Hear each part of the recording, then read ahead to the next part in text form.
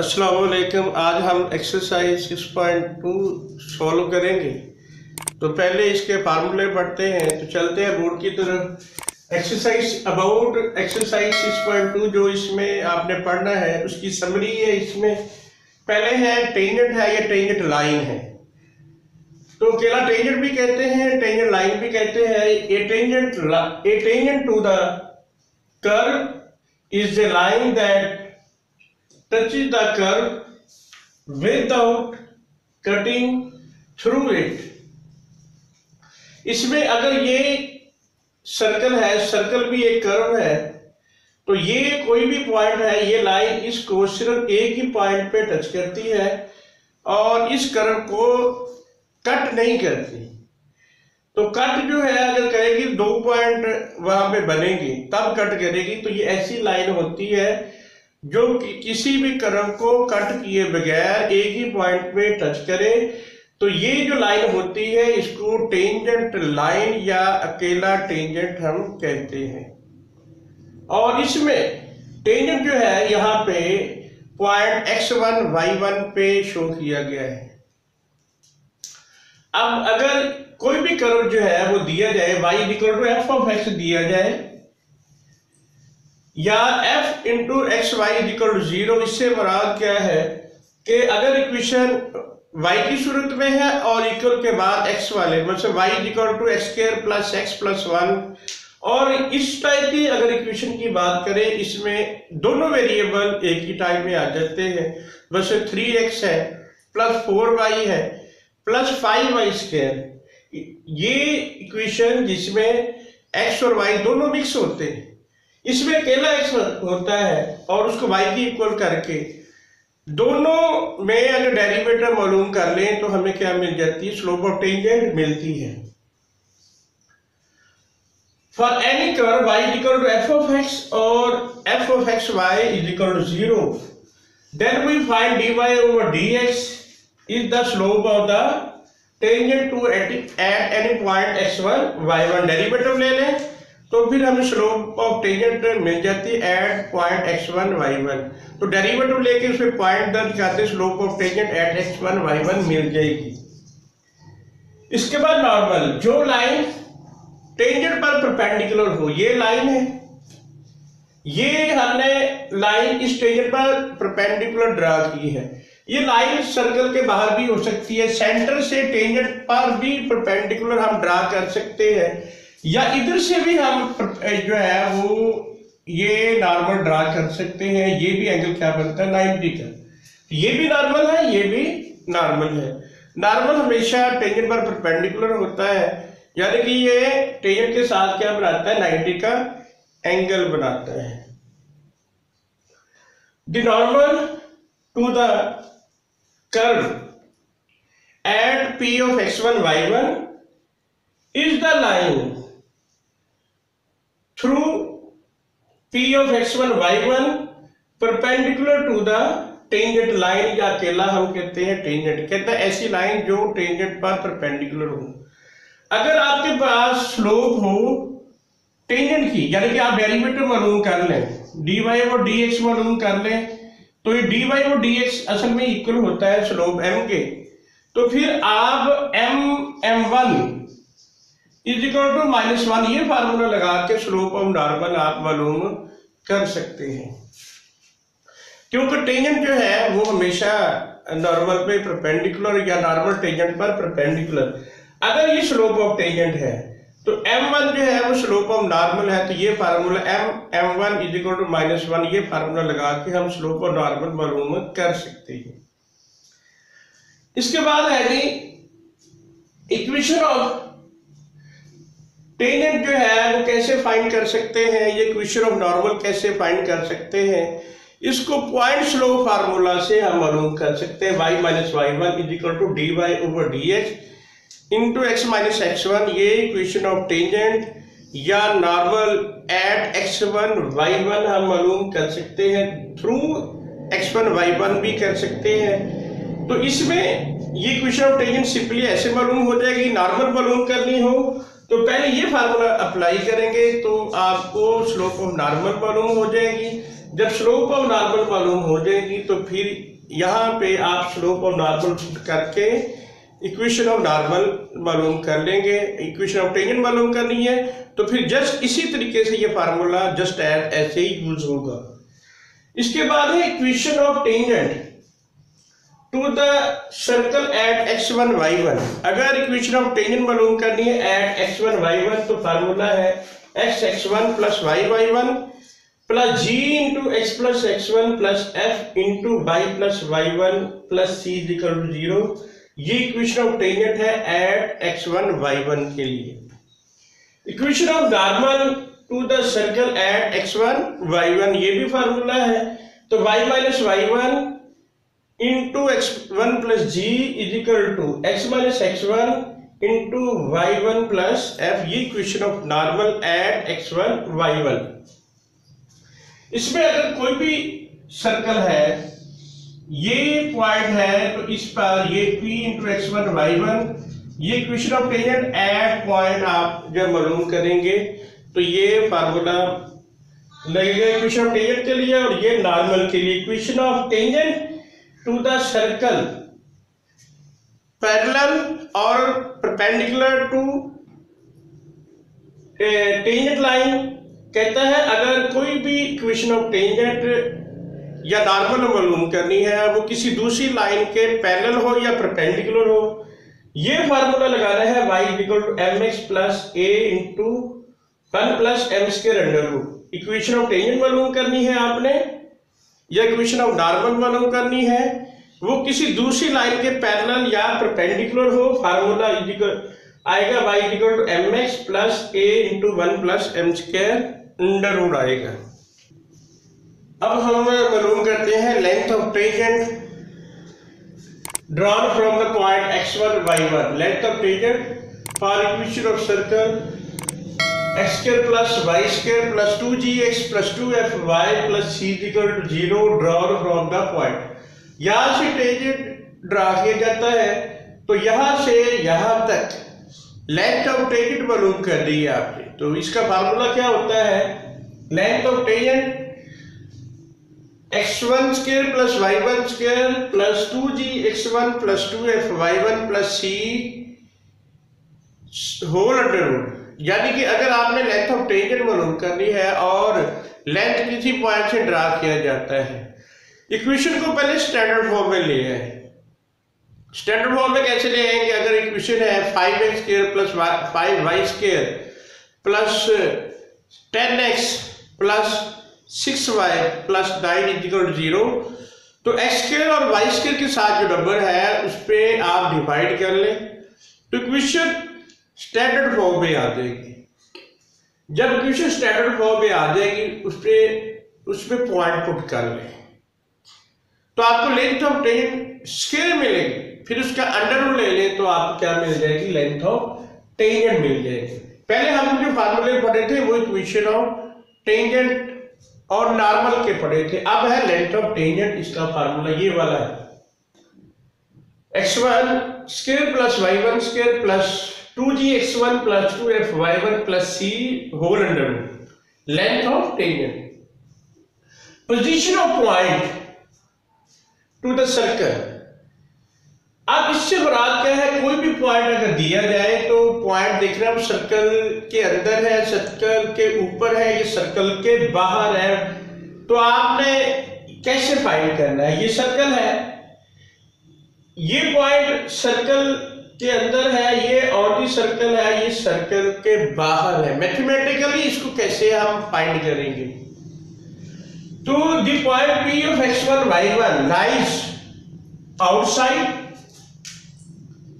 outside on or inside the circle x square. ये circle की equation x square है plus y square plus 2gx plus 2fy plus c equal to 0। ये equation of circle है। ये point है, बताना है ये आउटसाइड है, ये ऑन है या इनसाइड दी सर्कल है। कैसे मालूम करेंगे कि ये पॉइंट इसमें पुट कर देंगे इक्वेशन ऑफ सर्कल में। अगर the point lies outside the circle if x1 square plus y1 square plus 2gx1 plus 2fy1 plus C greater than 0, यानी कि पॉइंट आप पुट करें अगर वैल्यू पॉजिटिव मिले, जो वैल्यू पॉजिटिव होती है वो हमेशा ग्रेटर देन 0 होती है। तो फिर हम कहेंगे जो पॉइंट होगा वो आउटसाइड दी सर्कल होगा अगर वैल्यू पॉजिटिव मिले। अगर 0 मिले, दूसरा पॉइंट है the point lies on the circle, point circle पर होगा अगर if x1 square plus y1 square plus 2gx1 plus 2fy1 plus c is equal to 0, यानी कि पॉइंट आप इक्वेशन ऑफ सर्कल में पुट करें, अगर वो वैल्यू 0 दे तो फिर पॉइंट क्या होगा, ऑन दी सर्कल होगा।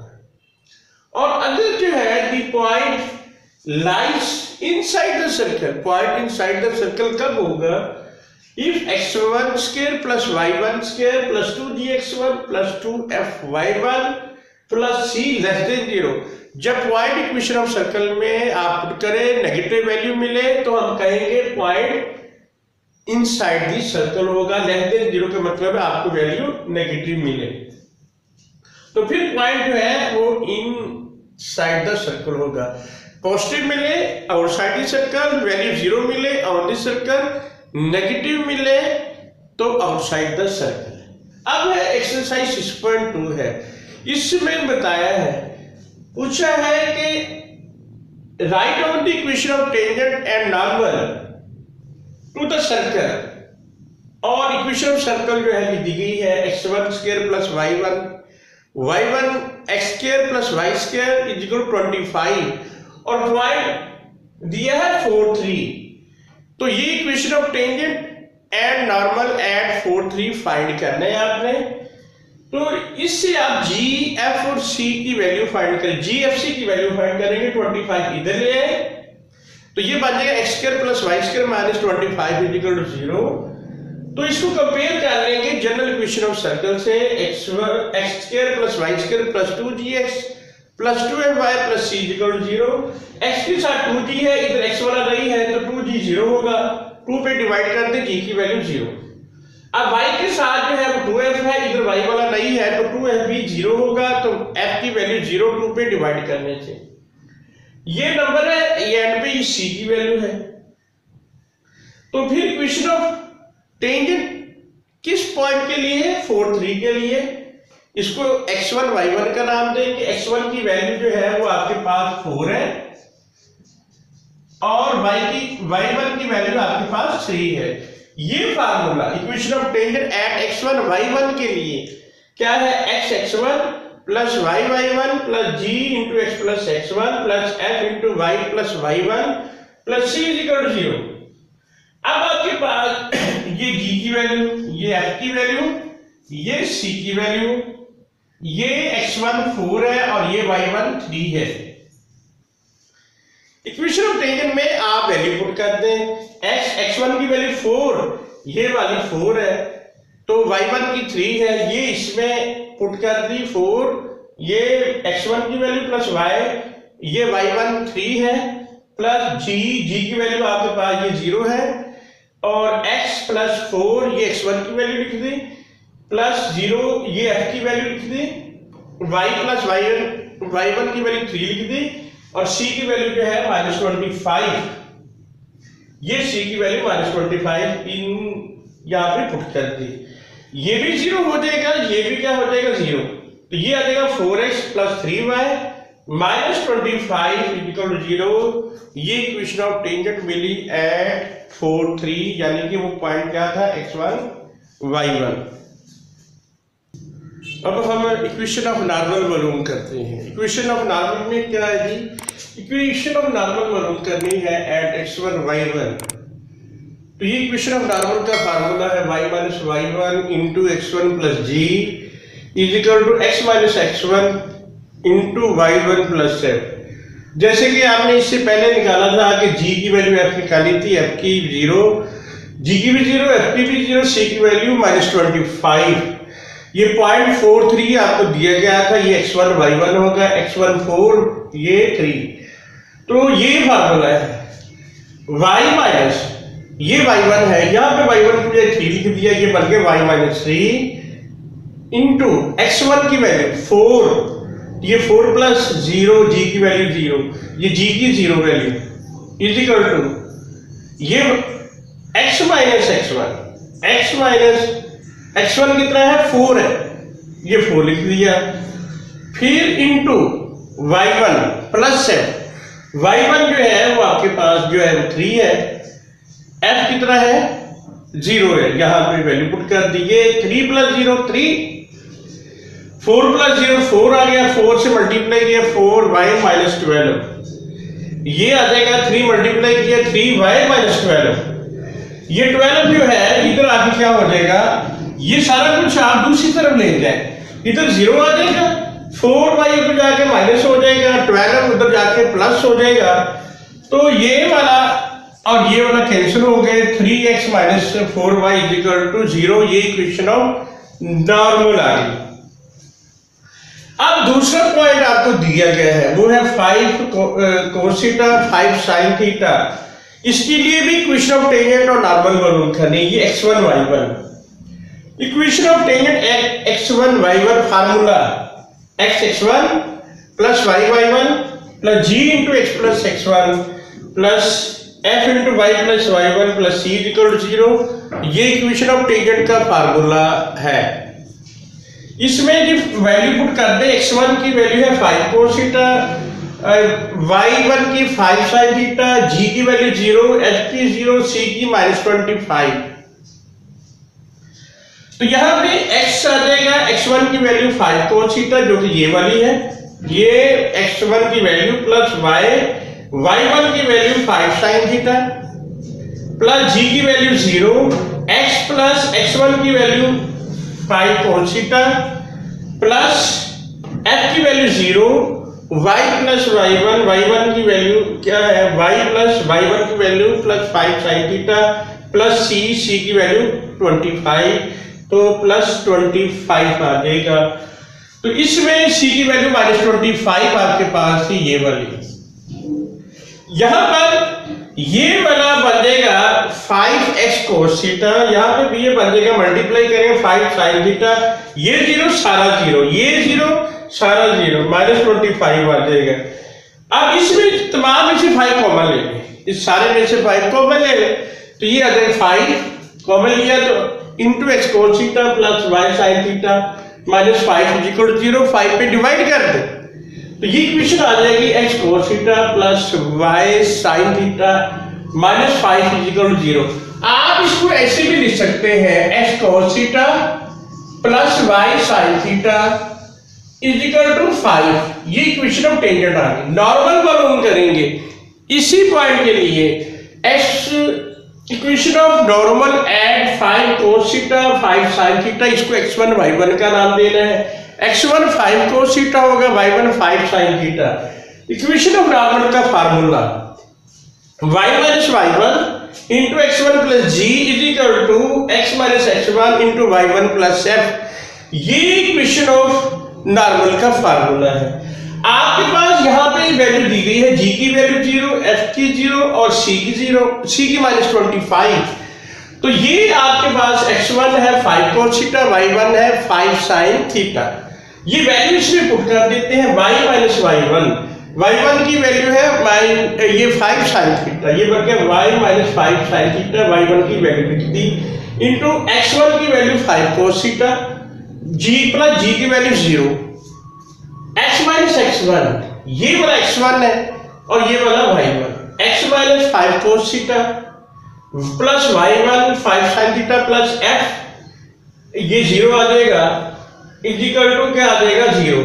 मैंने बताया था, पहले बताया था आपके पास g की वैल्यू 0, f की भी 0, c की -25, ये आपके पास x1 जो है वो 5 cos थीटा है, y1 की वैल्यू 5 sin थीटा, इस पूरी इक्वेशन में वैल्यू पुट कर दी तो ये वाला आ गया, तो ये आपके पास बच गया y माइनस 5 sin थीटा, ये बचा 5 cos theta is equal to ये बचा x माइनस 5 cos थीटा और ये बचा 5 sin थीटा, इसको मल्टीप्लाई कर लेते ये वाला इससे, तो ये आ जाएगा 5 cos थीटा, ये इससे मल्टीप्लाई होगा -25 sin थीटा cos थीटा, ये वाला जो है 5 sin थीटा इससे भी मल्टीप्लाई होगा, इससे भी जब ये वाला इससे मल्टीप्लाई होगा 5x sin थीटा, ये इससे मल्टीप्लाई होगा -25 sin थीटा cos थीटा, ये वाला जो है इससे क्या हो जाएगा, कैंसिल हो जाएगा। तो इसको आप इधर ले आए, ठीक है, तो ये आ जाएगा 5x sin theta plus 5y sin theta. तो ये वाला जी आपके पास जो इक्वेशन थी, ये इधर आके ये 5y cos थीटा है ये वाला, और ये वाला आपके पास है -5x sin थीटा आ जाएगा। इनमें से माइनस कॉमन ले लें, जब माइनस कॉमन लेंगे तो ये वाला आ जाएगा जी। तो इसमें कॉमन लेने पर ये वाला आपके पास बन जाएगा ये -x sin theta plus y cos theta, ये आ जाएगा। माइनस से बेशक मल्टीप्लाई करके तो ये आ जाएगा x sin theta minus y cos theta is equal to क्या आ जाएगा, 0 आ जाएगा। ये इक्वेशन ऑफ नॉर्मल आ जाएगी। इसके साथ ही आज का लेक्चर खत्म होता है।